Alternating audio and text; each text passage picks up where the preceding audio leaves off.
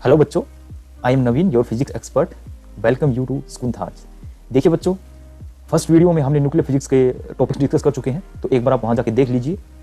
और आज हम कुछ इंपॉर्टेंट अनाउंसमेंट लेके आए हैं आपके लिए। सबसे इंपॉर्टेंट, हम आपके लिए जो भी बच्चे MDU, KU और IGU के लिए प्रिपेयर कर रहे हैं, उन बच्चों के लिए कुछ अनाउंसमेंट है, एक कोर्स लेके आ रहे हैं हम। होप आप सभी एग्जाम की तैयारी में लगे होंगे, क्योंकि अभी एग्जाम आपके नज़दीक हैं। अभी इस ड्यूरेशन में हम आपकी हेल्प करेंगे फॉर योर प्रिपरेशन। बच्चों देखिए, सबसे पहले तो आपको अगर नोट्स और असाइनमेंट चाहिए तो आप अपने आप को sukunthas.com से रजिस्टर कीजिए। वहाँ की वेबसाइट पे जाइए, वहाँ आपको नोट्स मिलेंगे, आपको असाइनमेंट्स मिलेंगे। टेलीग्राम ग्रुप से जरूर जुड़ जाइए, वहाँ पे आपको जो भी डाउट्स हैं आपके क्लियर किए जाएंगे। आप डाउट रखेंगे जो भी वीडियो के बाद। फर्स्ट देखो, जो न्यूक्लियर फिजिक्स का सिलेबस है, ये मैं फर्स्ट वीडियो में डिस्कस कर चुका हूँ आपसे। और इसकी एक बार जो बच्चे नए जुड़े हैं वो एक बार जाके वीडियो देख लीजिए। जो फर्स्ट वीडियो न्यूक्लियर फिजिक्स की फर्स्ट वीडियो है, उसमें पूरा सिलेबस और ये सब डिस्कस किया हुआ है, तो वहाँ जाके देख लीजिए एक बार। सेकंड, जो हमारे पास जो भी सिलेबस के इंपॉर्टेंट जो टॉपिक्स हैं वो भी मैंने डिस्कस किए हैं, आपके टेलीग्राम ग्रुप के ऊपर भी हैं, तो वहाँ जाके एक बार चेक कीजिए। जो बच्चे नए हैं वो टेलीग्राम ग्रुप से जुड़ जाइए, वहाँ पे आपके पास PDF है इसकी कंप्लीट, जो फर्स्ट वीडियो है उसकी, उसमें इंपॉर्टेंट क्वेश्चंस हैं, वो भी देख लीजिए एक बार आप जाके।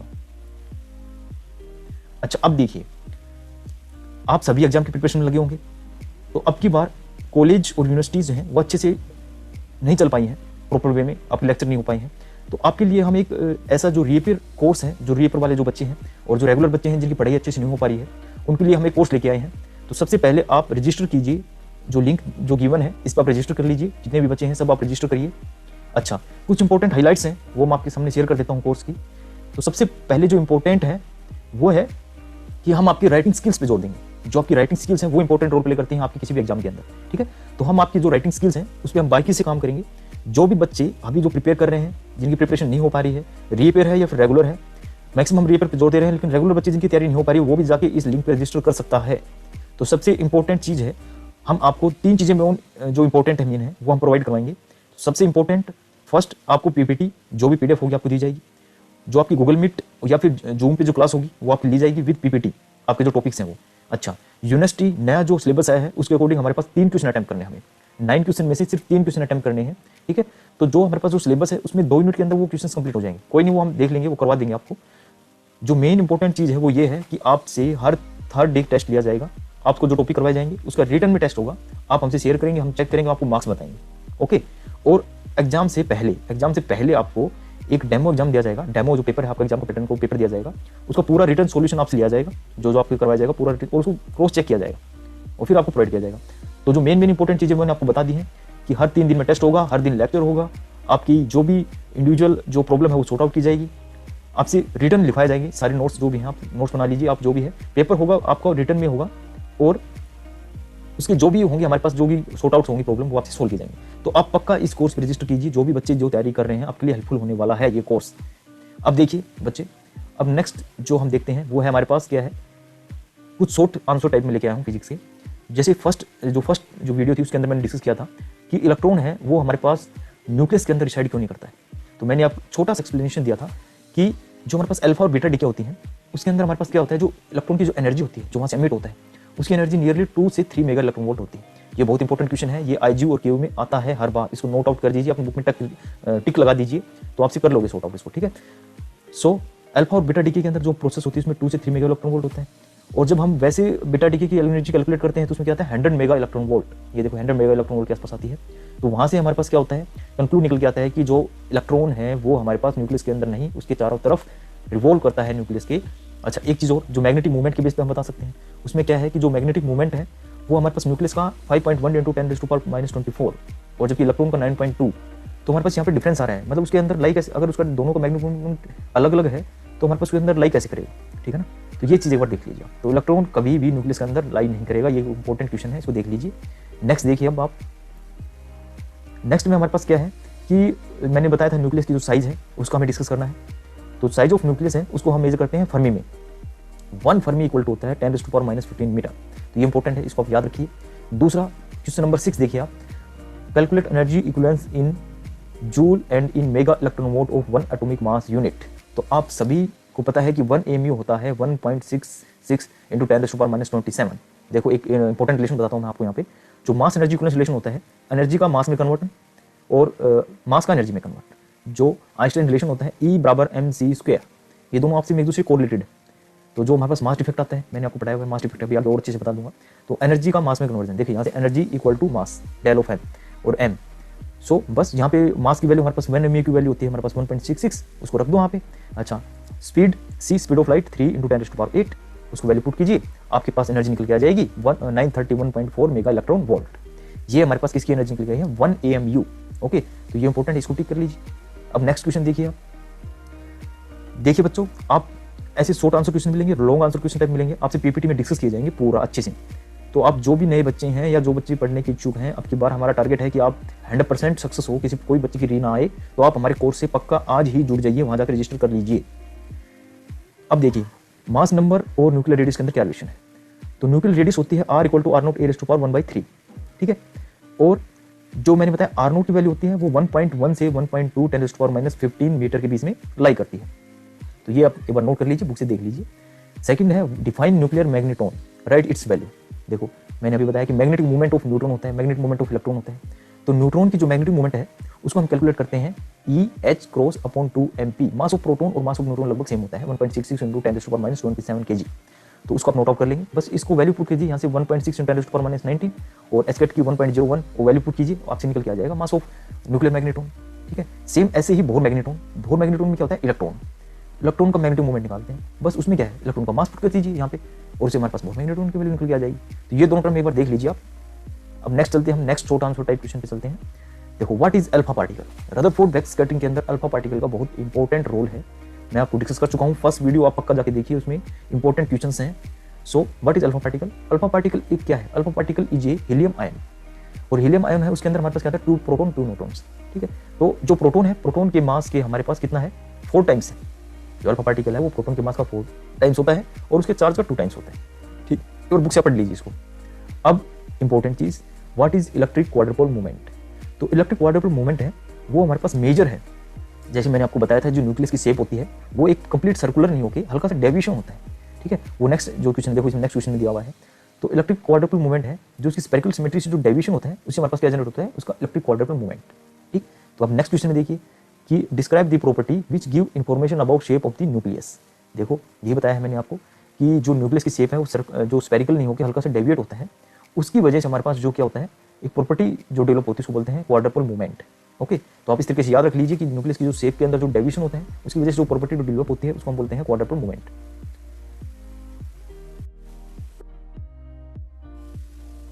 देखिए बच्चे, अब हम यहाँ पे डिस्कस करते हैं नेक्स्ट क्वेश्चन जो शॉर्ट आंसर टाइप है। इस क्वेश्चन को आप टिक कर लीजिए, 101% आपको मिलेगा, ठीक है। 2 नंबर में या 3 नंबर में, ये दोनों क्वेश्चन इंपॉर्टेंट है, 4 और 5 नंबर के क्वेश्चन है।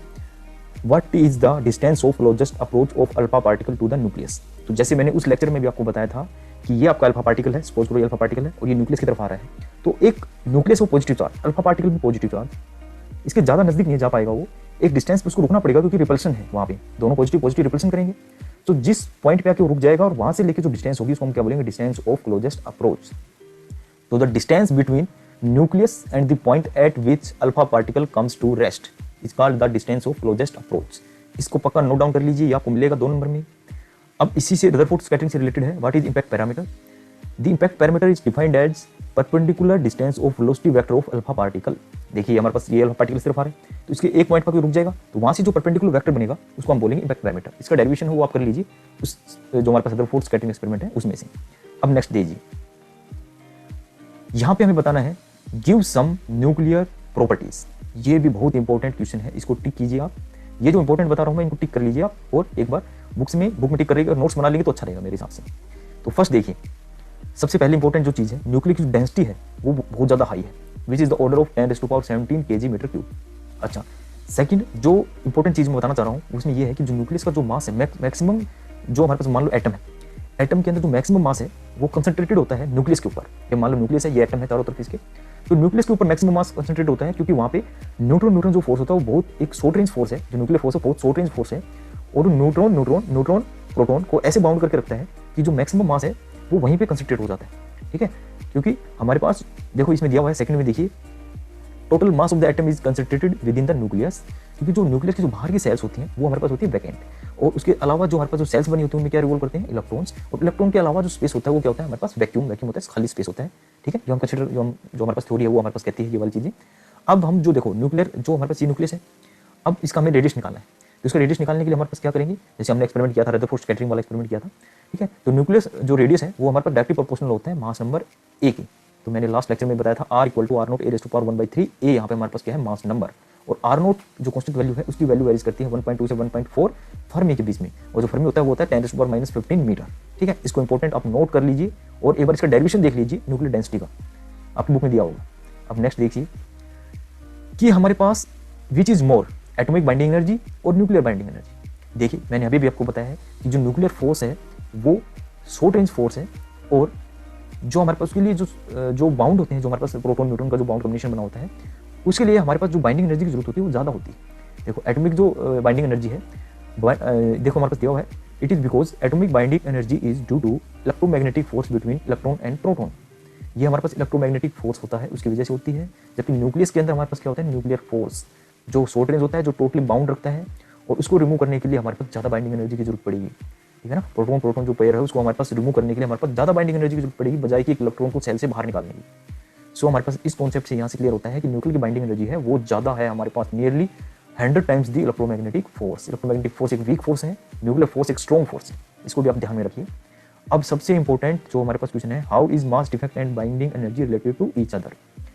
ये जो कॉन्सेप्ट है ये हमारे पास आया है mass energy equivalence relation of Einstein. Einstein ने हमारे पास क्या एक्सप्लेन किया था कि एनर्जी का मास में कन्वर्ट हो जाता है और मास का एनर्जी में, ठीक है। तो जब भी हमारे पास न्यूक्लियस, देखिए इसमें दिया हुआ है, when nucleus are put together to form a nucleus there is found a slight difference in the mass. देखो जो मास जो हमारे पास स्लाइट डिफरेंस मिला है वो कहाँ पे चला गया, वो हमारे पास एनर्जी में कन्वर्ट हो गया। उस एनर्जी का हमने यूज कर लिया उसको मास को कन्वर्ट करने में, ठीक है। तो जो डिक्रीज हुआ है मास में, सपोज करो मेरे पास हीलियम है, हीलियम का मास है 4, ठीक है, और अब हम उसको दो कॉन्स्टिट्यूट न्यूक्लियस में कन्वर्ट कर रहे हैं प्रोटॉन न्यूट्रॉन के अंदर, ठीक है। अलग अलग उसको हमने दो न्यूक्लियस के अंदर डिवाइड करना है। तो वहाँ पे हमारे पास जो मास वो मिलेगा 3.9, क्योंकि हमारे पास जो एनर्जी देनी पड़ेगी उसको ब्रेकआउट करने के लिए, उस एनर्जी के जो हमारे पास हुआ उससे हमारे पास क्या होगा, मास डिफेक्ट हो गया। वो एनर्जी है वो मास में कन्वर्ट होगी, मास का एनर्जी में कन्वर्ट होगा। तो यहाँ पे जो डेल ई है ये डायरेक्टली प्रोपोर्शनल है हमारे पास डेल एम। तो डेल ई इज हमारे पास क्या है, बाइंडिंग एनर्जी, ओके। तो मैंने अच्छे से बता दिया है। अब नेक्स्ट देख लीजिए आप, वेलोसिटी फिल्टर वाला जो है ये हमारे पास वेन ब्रिज से है। तो उसमें जो हमारे पास जो आयंस उनको पास करेंगे, इलेक्ट्रिक फील्ड और मैग्नेटिक फील्ड का कॉम्बिनेशन होगा, और वहाँ से हमारे पास ट्रैजेक्टरी बनेगी, और उसकी रिस्पेक्ट में हमारे पास क्या बता देंगे, हमारे पास वेन ब्रिज जो मास स्पेक्ट्रोग्राफ है, मास हम न्यूक्लियस का अलग अलग न्यूक्लियस का हम क्या निकाल सकते हैं, मास निकाल सकते हैं, ठीक है। वो पढ़ लीजिए एक बार आप। नेक्स्ट देखिए, ये इंपॉर्टेंट है बाइंडिंग एनर्जी का। मैं फर्स्ट लेक्चर से बताता रहा हूँ आपको कि बाइंडिंग एनर्जी का जो है पूरा पढ़िए, पूरा उसको डिटेल से जाइए कि क्यों हो रहा है, कहाँ पे हो रहा है, कहाँ पे कैसे करो बन रही है, स्टेबिलिटी करो क्या है, स्टेबल न्यूक्लियाई क्या है, उसका आप अच्छे से पढ़िए। तो देखिए give at least 3 important facts about binding energy करो। तो यहाँ पे जो 3 इंपॉर्टेंट फैक्ट्स हैं तो बाइंडिंग एनर्जी करो, आप सबने पढ़ लिया होगा। उसमें नीचे से लाइट न्यूक्लियस स्टार्ट होकर हैवी न्यूक्लियाई की तरफ जाते हैं हम। तो बाइंडिंग एनर्जी जो लाइट न्यूक्लियाई होती है वो हमारे पास स्मॉल होती है, बहुत कम होती है, क्योंकि हमारे पास ज़्यादा इंट्रैक्शन नहीं हो पाता है उसके अंदर। जैसे हम ऊपर की तरफ जाते हैं ना, स्टेबल न्यूक्लियाई की तरफ, ऊपर की तरफ, वहाँ पे बाइंडिंग एनर्जी बढ़ती जाती है। जैसे हमारे पास आयरन का बताया मैंने एग्जाम्पल, ठीक है। अच्छा एक चीज़ और देखिए, the average binding energy per nucleus. Binding energy per nucleus क्या होता है, हमारे पास total binding energy per number of जो न्यूक्लियस होते हैं total. Binding energy per nucleus heavier than uranium is still smaller as they are very unstable. Main जो हमारे पास फंडा है वो क्या है कि जो हमारे पास जैसे हम हैवी न्यूक्लियर की तरफ जाते हैं, है ना, तो वहाँ बाइंडिंग एनर्जी हमारे पास कम होती है, क्योंकि हमारे पास जो प्रोटॉन जो इंट्रैक्शन है वो बहुत ज़्यादा हैवी होने लग जाता है, प्रोटॉन बढ़ने लग जाते हैं, न्यूट्रॉन कम होने लग जाते हैं। उसकी वजह से हमारे पास जो बाइंडिंग एनर्जी है वो बहुत ज़्यादा हमारे पास क्या होती है, कम हो जाती है। जबकि हमारे पास जो पीछे की तरफ स्टेबल न्यूक्लियाई है उनकी बाइंडिंग एनर्जी ज़्यादा होती है। अच्छा, except for some light nuclei the binding energy per nucleus is approximately 7.6 to 8.4, ठीक है। जैसे सपोज करो मेरे पास, मैंने हीलियम का एग्जांपल दिया, हीलियम की बाइंडिंग एनर्जी होती है 28.4, उसको डिवाइड करेंगे न्यूक्लियस मास नंबर 4 से, तो निकल के आएगी 7 पॉइंट समथिंग निकल के आएगी, ठीक है। एक इंपॉर्टेंट चीज़ है, binding energy directly proportional to mass number की प्रोपोर्शनल होती है, ना कि A² के। इसको भी आप याद रखना है। तो ये 3 इंपॉर्टेंट फैक्ट्स हैं, इनको आप याद रखना है और इनको एक बार अच्छे से माइंड में सेटअप कर लेना है, ठीक। अब देखिए नेक्स्ट, ये भी इंपॉर्टेंट क्वेश्चन है।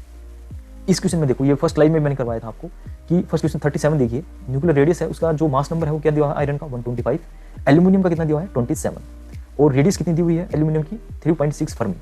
तो एक इंपॉर्टेंट जो न्यूक्लियर रेडियस निकालने फॉर्मूला है R = R0 a⁻1/3।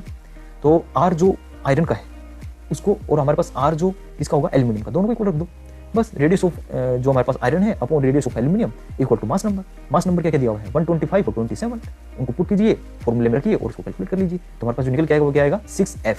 तो आप निकाल लीजिए, बिल्कुल आसान है। Estimate the size of largest known nuclei, जो न्यूक्लियस हमारे पास लार्जेस्ट नॉन, उसका साइज निकालना है। बिल्कुल सिंपल है, mass number directly proportional to the radius, उसके वहाँ से फॉर्मूला है, उसको रखिए। मास नंबर जो लार्जेस्ट न्यूक्लियाई है 240 होते हैं, ठीक है, हमने ले लिया यहाँ पे। अच्छा, आर नोट की वैल्यू मैं बताता हूँ आपको, 1.1 से लेकर 1.2 फर्मी के बीच वेरी करेगी, उसको रख दीजिए, आपको 6.12 फर्मी निकल के आ जाएगा इसमें, बस। तो ये क्वेश्चन इंपॉर्टेंट है, इनको टिक कर लीजिए, एक बार ये कॉन्सेप्ट अच्छे से पढ़ लीजिए, न्यूक्लियर की डेंसिटी, न्यूक्लियर की रेडियस, न्यूक्लियर का मास, न्यूक्लियर का चार्ज, ये चारों चीजें आप अच्छे से पढ़ लीजिए। देखो एक चीज और आपको बताना चाहूंगा, आपका जो भी अभी एग्जाम होगा उसमें आपको हम इस तरीके से प्रिपेयर करवाएंगे, जो हम कोर्स जो प्रोवाइड करवा रहे हैं, बिल्कुल आपको पीपीटी में एक एक चीज बिल्कुल क्लियर करते हुए चलेंगे, ठीक है। तो अब देखिए, binding energy per nucleon, binding energy per nucleon is defined as rate of binding energy of nucleus to its mass number. ये मैं आपको बता चुका हूँ कि उसको डिसोशिएट करने में जो हमें एनर्जी लगेगी उसको बोलेंगे बाइंडिंग एनर्जी। हर न्यूक्लियस का अलग अलग, हमारे पास जो भी हमारे पास एटम होगी, जो न्यूक्लियस होगी, उसकी सबकी अलग अलग बाइंडिंग एनर्जी होगी, ठीक है, और उसको डिवाइड कर देंगे उसके मास नंबर से। जैसे मैंने आपको एग्जांपल दिया था, हीलियम का 28.4 बाइंडिंग एनर्जी होती है उसकी, प्रोटॉन न्यूट्रॉन मिला के उनको टोटल मास ऑफ न्यूक्लियाई को कैलकुलेट कर लेंगे आप एक फॉर्मूले की हेल्प से, और उसको डिवाइड कर देंगे 4 से, तो उसकी बाइंडिंग एनर्जी पर न्यूक्लियन निकल के आ जाएगी, हर न्यूक्लियाई की निकाल सकते हैं। ओके, तो ये हमारे पास जो क्वेश्चन है, मैंने इंपॉर्टेंट क्वेश्चन डिस्कस किए हैं। अब थैंक्स फॉर वॉचिंग, और आप अब अगर आपको पीडीएफ चाहिए तो आप हमारे जो टेलीग्राम ग्रुप है उससे जुड़ जाइए। सुगंधा की जो हमारे पास साइट है, वेबसाइट है, उस पर जाइए, आपको विद ऊपर वीडियो लेक्चर और नीचे उसकी पीडीएफ मिलेंगे।